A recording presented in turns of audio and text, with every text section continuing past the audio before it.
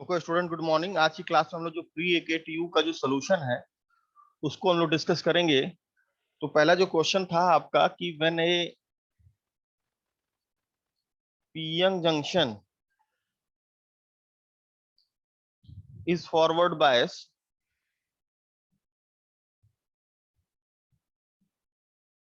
When A P-young junction is forward bias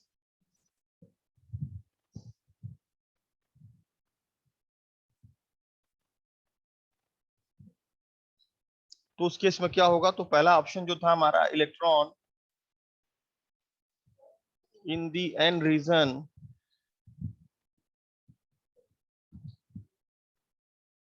are injected into the P region.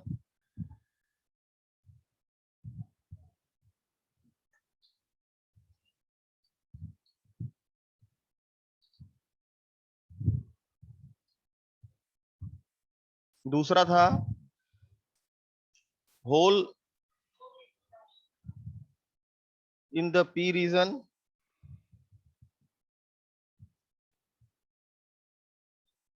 are injected into the N region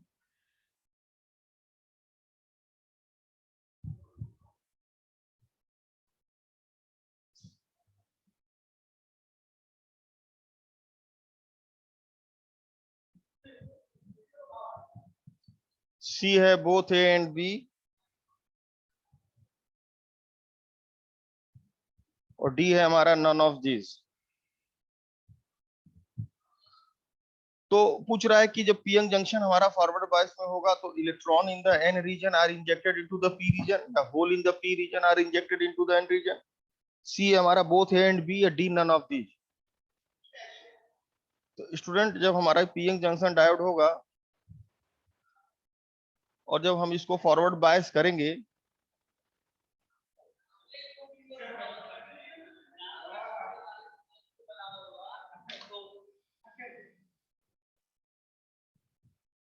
तो student, जब P N junction हमारा forward bias में होगा तो देखो, P वाले को बैटरी के पॉजिटिव टर्मिनल से कनेक्ट करते हैं और एन वाले को बैटरी के निगेटिव टर्मिनल से हम लोग कनेक्ट करते हैं।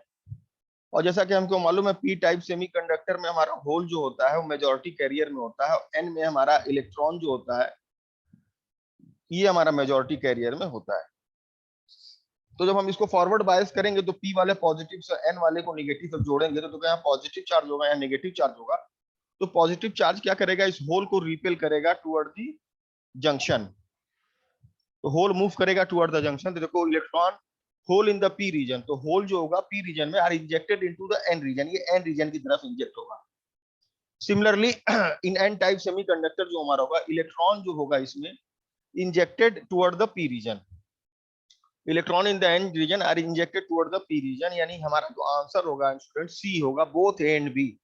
Electron in the N region are injected into the P region, hole in the P region are injected into the N region. तो जो हमारा आंसर होगा सी होगा, both A and B.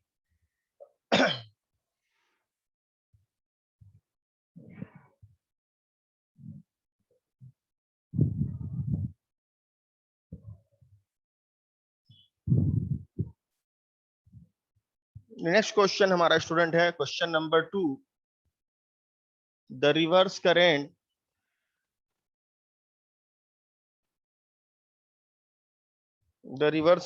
in a diode is of the order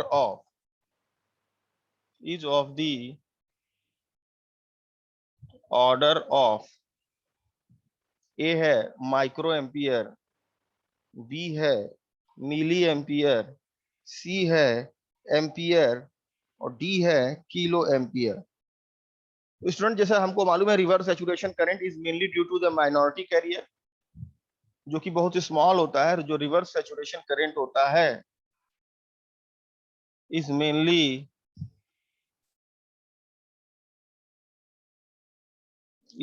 due to minority carrier, और इसकी value बहुत small होती है।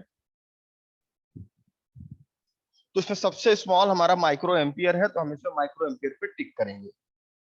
मेनली जो रिवर्स सैचुरेशन करंट होता है सिलिकॉन के लिए, it is of the order of nano ampere होता है। और जर्मेनियम के केस में ये माइक्रो एम्पियर के रेंज में होता है। इसलिए हम लोग सिलिकॉन को ज्यादा प्रेफर करते हैं। वाई क्वेश्चन आ सकता है कि why silicon is preferred over germanium. तो सिलिकॉन के केस में जो हमारा रिवर्स सैचुरेशन करंट है वो कम होता है, ये नैनो एम्पियर की रेंज में होता है, दैट इज 10⁻⁻⁹ एम्पियर। और ये माइक्रो एम्पियर की रेंज में होता है 10⁻⁻6 एम्पियर। और reverse saturation current mainly depend करता है टेम्परेचर पे, ये हमारे वोल्टेज पे डिपेंड नहीं करता। रिवर्स सैचुरेशन करंट हमारा वोल्टेज पे डिपेंड नहीं करता, it's mainly depend upon temperature.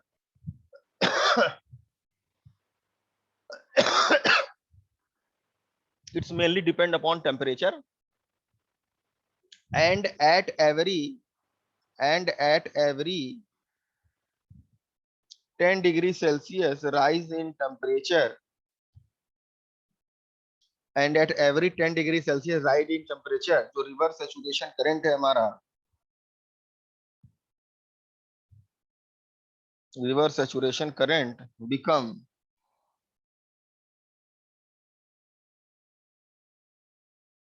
Double. Reverse saturation current mainly depend करता है टेम्परेचर पे, और every 10 degree Celsius rise in temperature it's become double.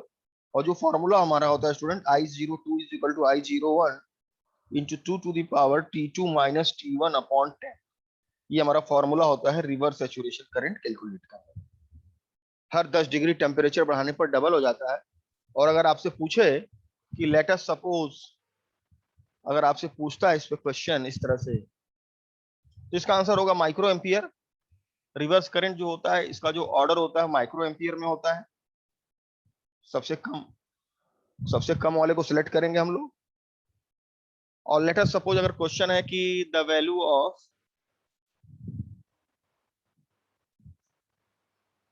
Value of reverse saturation current,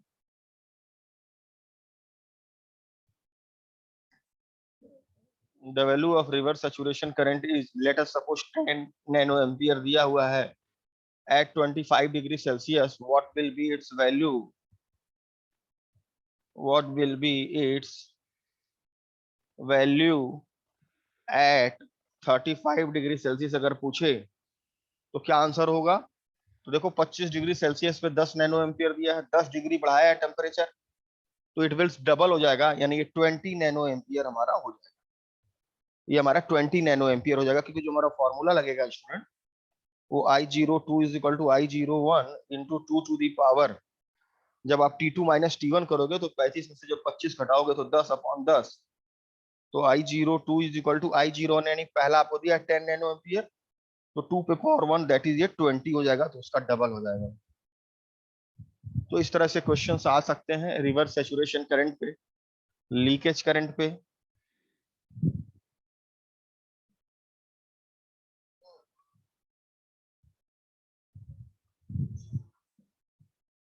next question है question number 3।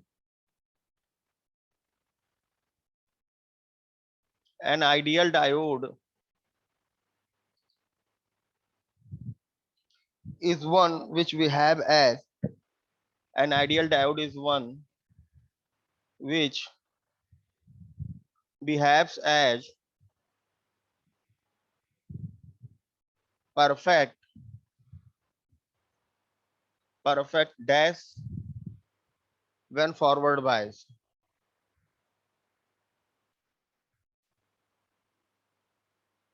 when forward bias। A है conductor,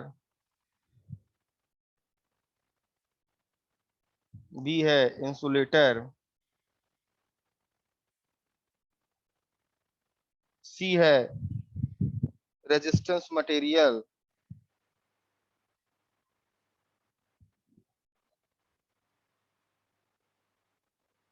D है none of this. Ideal diode student है तो ideal diode is one which we have as perfect conductor, यहां पर होगा। अगर ideal diode है तो परफेक्ट कंडक्टर की तरह काम करता है जब वो फॉरवर्ड बायस में होता है। तो एक क्वेश्चन आ सकता है इस पे आइडियल डायोड पे कि आइडियल डायोड की प्रॉपर्टी, तो आइडियल डायोड की प्रॉपर्टी फॉरवर्ड बायस में अलग होता है और रिवर्स बायस में हमारा अलग होता है। अगर आइडियल डायोड है तो उसके फॉरवर्ड बायस की प्रॉपर्टी अलग होती है, रिवर्स बायस की प्रॉपर्टी अलग होती है। अगर वो फॉरवर्ड बायस में है तो एक तरह से वो परफेक्ट कंडक्टर की तरह काम करेगा, परफेक्ट कंडक्टर की तरह, ठीक है।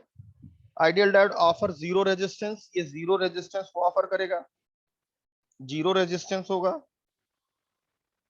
और एक तरह से ये कह सकते हैं कि क्लोज स्विच की तरह ये काम करेगा। ये सारी प्रॉपर्टी है। आइडियल डायोड अगर है फॉरवर्ड बायस में है तो परफेक्ट कंडक्टर की तरह काम करेगा, जीरो रेजिस्टेंस होगा और क्लोज स्विच की तरह काम करेगा। सिमिलरली अगर वो रिवर्स बायस में है तो इसी का उल्टा हो जाएगा स्टूडेंट, वो परफेक्ट इंसुलेटर की तरह काम करेगा। अगर ये रिवर्स बायस में है, रिवर्स बायस में है तो ये परफेक्ट इंसुलेटर की तरह काम करेगा, परफेक्ट इंसुलेटर की तरह काम करेगा। इस केस में क्या होगा, इनफाइनाइट रेजिस्टेंस होगा, इनफाइनाइट रेजिस्टेंस होगा और साथ ही साथ ये ओपन स्विच की तरह काम करेगा, इनफाइनाइट रेजिस्टेंस और ओपन स्विच, ये ओपन स्विच की तरह काम करेगा। ये हमारी प्रॉपर्टी हो गई फॉरवर्ड बायस और रिवर्स बायस में आइडियल के केस में। तो ideal diode is one which we have as perfect conductor when forward bias. ये ऐसे पूछ सकता है, an ideal diode is one which we have as perfect dash when reverse bias. तो अगर रिवर्स बायस होगा तो यहाँ पर आप इंसुलेटर आप लगाओ।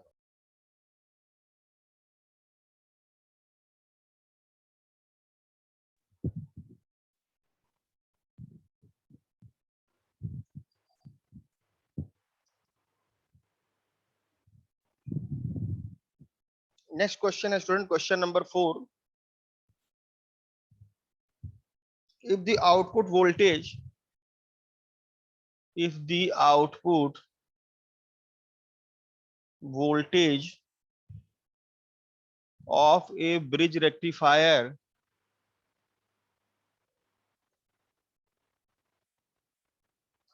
if the output voltage of a bridge rectifier is 100 volt, the PIV of a diode is the PIV of a diode is A है 100√2 वोल्ट, B है 100/पाई वोल्ट, C है 100 पाई वोल्ट, D है 100 पाई/2 वोल्ट।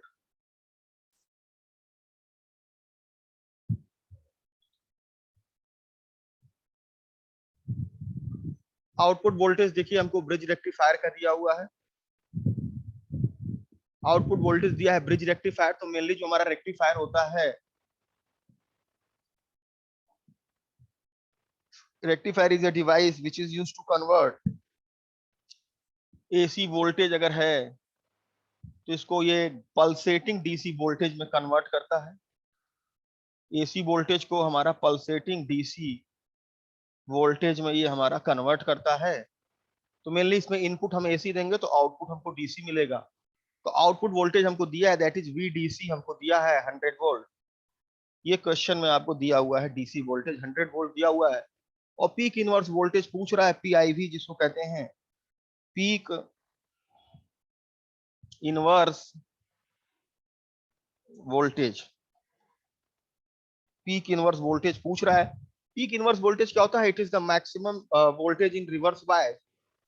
पीक इनवर्स वोल्टेज जो होता है हमारा student, it is the maximum, it is the maximum reverse bias voltage, it is the maximum reverse bias voltage which a diode can withstand। उसी को कहते हैं हम लोग peak inverse voltage, it is the maximum reverse bias voltage which a diode can withstand. और इसकी value होती है पीक इनवर्स वोल्टेज की VM होती है for bridge rectifier. Bridge rectifier के केस में जो पीक इनवर्स वोल्टेज होता है वो VM होता है और यही पीक इनवर्स वोल्टेज 2VM होता है अगर ये सेंटर टेप रेक्टिफायर है तो। दोनों हमारे फुल वेव रेक्टिफायर है, दोनों फुल वेव रेक्टिफायर का ही कैटेगरी है, चाहे ब्रिज हो चाहे सेंटर टेप हो। लेकिन पीक इनवर्स वोल्टेज ब्रिज के लिए VM होता है और peak inverse voltage centre tap rectifier के लिए 2VM होता है। तो ऑब्जेक्टिव क्वेश्चन एग्जाम में आ सकता है कि what is the value off peak inverse voltage for a bridge rectifier या सेंटर टेप रेक्टिफायर। और हाफ वेव रेक्टिफायर है तो इस केस में पीक इनवर्स वोल्टेज हमारा वीएम होता है। अगर हाफ वेव रेक्टिफायर है, हाफ वेव रेक्टिफायर के केस में जो हमारा पीक इनवर्स वोल्टेज होगा वो वीएम होगा। तो वैल्यू आपको मालूम होना चाहिए। अब इसको सॉल्व करते हैं स्टूडेंट। तो आप देखो, वीडीसी जो एवरेज या डीसी वोल्टेज होता है वो होता है 2 Vm अपॉन पाई। वीडीसी जो हमारा होता है 2 Vm अपॉन पाई होता है।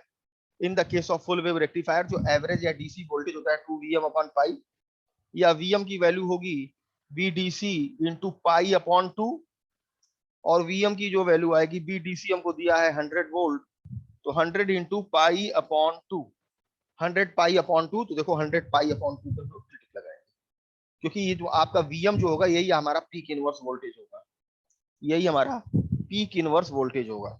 इसका आंसर होगा डी। तो इससे कई सारे कॉन्सेप्ट हमको मालूम चला कि पीक इनवर्स वोल्टेज क्या होता है। It is the maximum reverse bias voltage which a diode can withstand. और पीक इनवर्स वोल्टेज मालूम होना चाहिए हाफ वेव के केस में कितना होता है, वीएम होता है। सेंटर टेप रेक्टिफायर में कितना होता है, 2 Vm होता है। और ब्रिज रेक्टिफायर के केस में क्या होता है, वीएम होता है।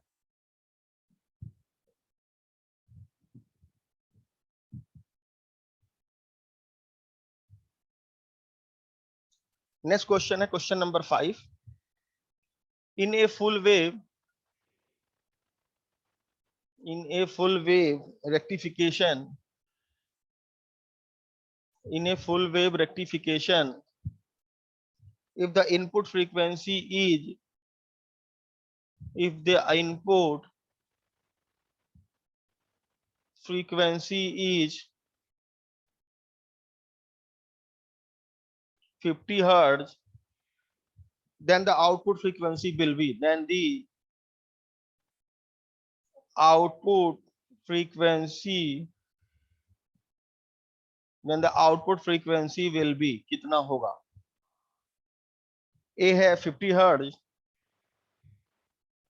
बी है 75 हर्ट्ज, सी है 100 हर्ट्ज, और डी है 200 हर्ट्ज।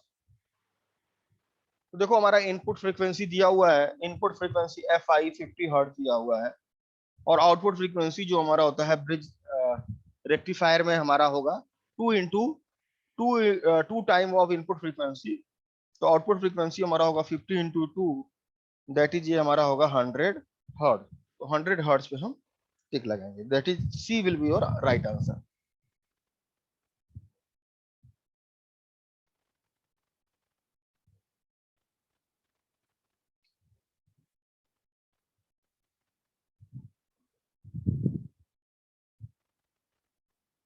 क्वेश्चन नंबर 6 देखो क्या था हमारा। The turn ratio,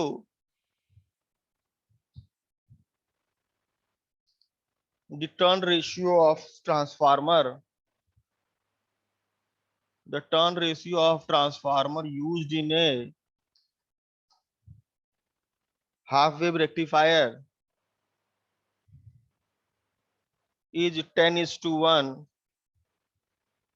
The primary is connected to, the primary is connected to a power main,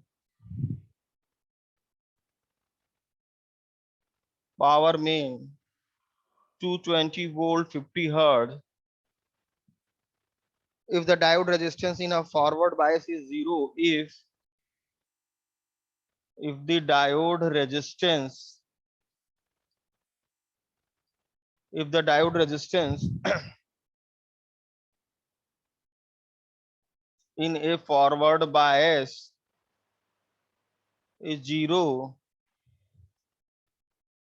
the DC voltage across the load, the DC voltage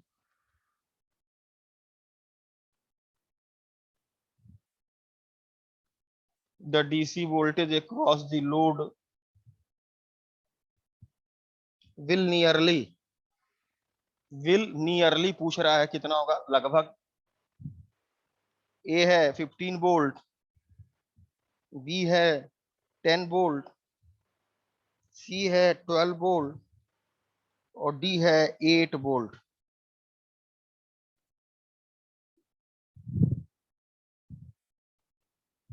तो देखिए turn ratio दिया है transformer का, मतलब N1:N2 आपको दिया हुआ है, N1:N2 आपको दिया हुआ है, that is 10:1। The primary is connected to the power main, primary voltage दिया है, V1 आपको दिया हुआ है 220 वोल्ट। तो हमारा एक फॉर्मूला होता है student, V1/V2 is equal to N1/N2 और इज इक्वल टू ये दिया है 10:1। यहाँ से हम कह सकते हैं VT into 10 is equal to V1, या V2 is equal to V1/10, या V2 इज इक्वल टू जो हमारा आएगा V1 की वैल्यू 220 वोल्ट, 220 वोल्ट अपॉन 10, यानी V2 की वैल्यू हमारी आएगी 22 वोल्ट। ये V2 जो हमारा होता है स्टूडेंट RMS वोल्टेज होता है, तो VRMS हमारा आ गया 22 वोल्ट।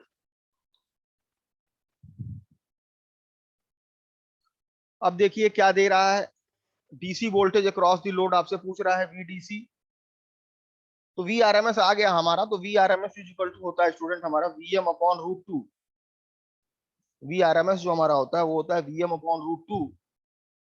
तो VM की जो वैल्यू हमारी आएगी वो आएगी VRMS इंटू √2, या VM की वैल्यू जो आएगी, VRMS हमारा आया है 22 वोल्ट, तो 22 इंटू √2 आप करोगे तो 1.414, यहाँ से VM की वैल्यू आपकी आ जाएगी। हमसे पूछ रहा है DC voltage across the load, that is VDC हमसे पूछ रहा है। तो VDC की जो वैल्यू होगी स्टूडेंट, VDC की वैल्यू जो होगी, VDC हाफ वेव रेक्टिफायर में VDC जो होगा हमारा VM/पाई होगा। हाफ वेव रेक्टिफायर में VDC की वैल्यू होगी VM/पाई।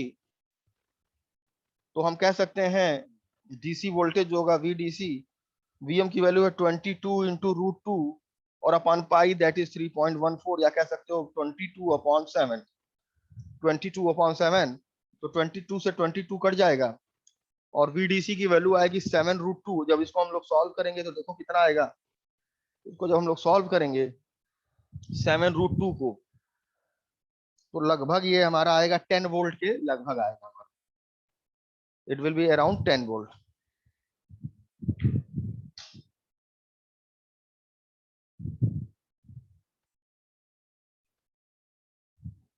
तो इसका जो आंसर होगा नियरली 10 वोल्ट हम कह सकते हैं।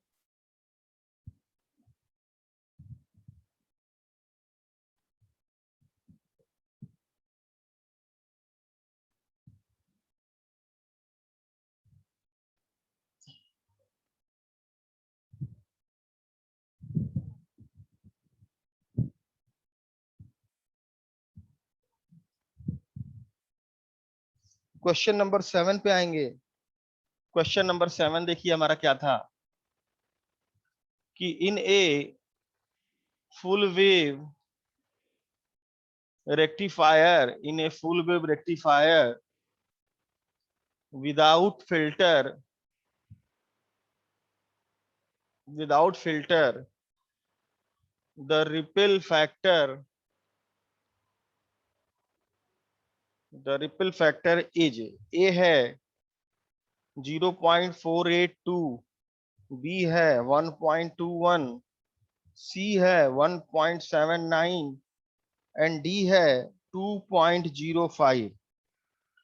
अगर फुल वेव रेक्टिफायर है तो इसमें रिपल फैक्टर की जो वैल्यू स्टूडेंट हमारी होगी वो भी 0.482 या 48.2% कह सकते हैं। तो रिपल फैक्टर निकालने का जो स्टूडेंट फॉर्मूला होता है वो होता है IRMS अपॉन IDC का होल स्क्वायर और -1। This is the formula of calculating ripple factor, या रिपल जिसको कहते हैं रिपल, जो unwanted AC component, unwanted AC component which are present at the output of rectifier is known as ripple. Unwanted AC component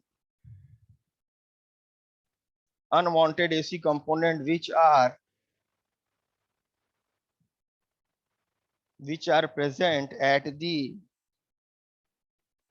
output of rectifier, उसी को कहते हैं ripple.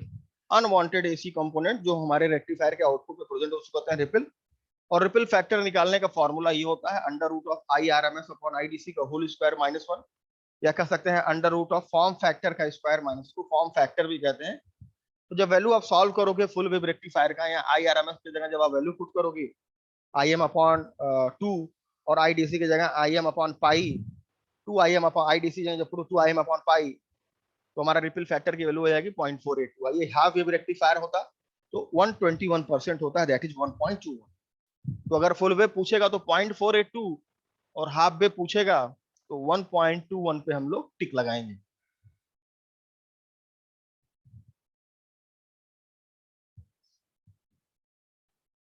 अब हमारा क्वेश्चन नंबर 8 है, ये varactor diode is optimized for A है high output voltage, high output voltage है, या high output current, high output voltage या हाई आउटपुट करंट, या its variable capacitance, its variable capacitance,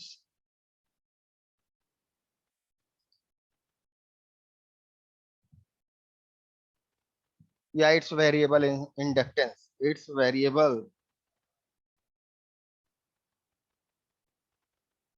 inductance. तो वैरेक्टर डायोड जो हमारा होता है स्टूडेंट, वो वेरिएबल कैपेसिटर की तरह काम करता है, नाम से ही क्लियर है, वैरेक्टर डायोड, या इसको कहते हैं वेरिएबल प्लस कैपेसिटेंस। तो वेरिएबल कैपेसिटेंस की तरह काम करेगा, it's variable capacitance, it is mainly operated in the reverse bias, it is operated under changing the reverse bias voltage. उस केस में इसको वेरिएबल कैपेसिटर की तरह हम लोग इसको यूज करते हैं।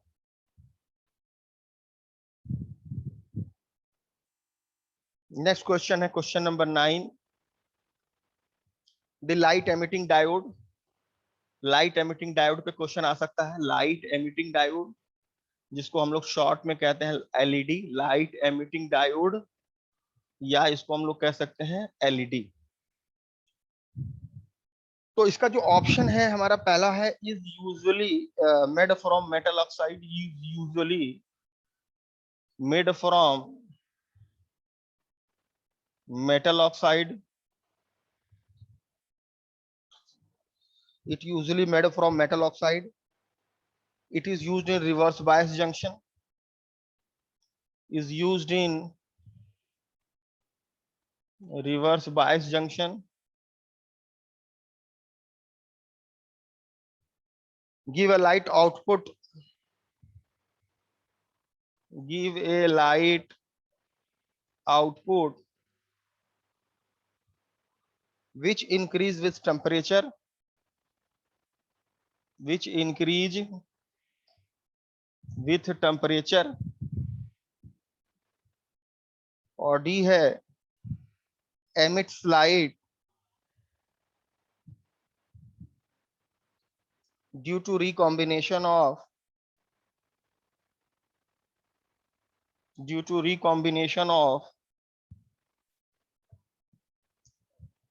hole and electron, hole and electron। Light emitting diode क्या होता है? तो light emitting diode is mainly made from compound semiconductor, mainly हम लोग इसको कंपाउंड सेमीकंडक्टर से बनाते हैं। is used in reverse bias junction, तो no, light emitting diode is always operated in the forward bias. Light emitting diode का definition है PN junction diode which emit light when it is in forward bias. तो reverse bias junction में काम नहीं करेगा, is usually made from metal oxide नहीं होगा। Give a light output which increase with temperature, तो जैसे जैसे हम रिवर्स वोल्टेज बढ़ाते हैं फॉरवर्ड बायस में, उस पर इंटेंसिटी डिपेंड करता है, the intensity of light is depend upon the voltage which you are applied, and emit light due to the recombination of hole and electron. यही हमारा राइट आंसर होगा। जब पीएन जंक्शन डायोड को हम forward bias में करते हैं तो रिकॉम्बिनेशन होता है होल और इलेक्ट्रॉन का। It will be interesting to know when LED is forward bias, the electron which are lying in the conduction band of N region fall into the hole lying in the valence band of the P region, and due to this recombination of hole and electron, light are emitted। उस principle पर वो हमारा वो काम करता है light emitting diode. This is our question number 9.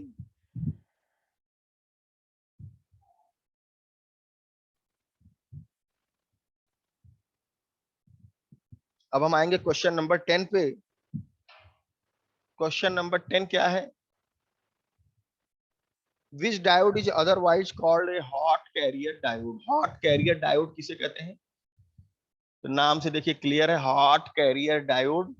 इसके चार ऑप्शन है: tunnel diode, Schottky diode, varactor diode और फोटो डायोड. तो शॉर्टकी डायोड जो हमारा स्टूडेंट होता है, शॉर्टकी डायोड, शॉर्टकी डायोड, इसी को हम लोग कहते हैं हॉट कैरियर डायोड.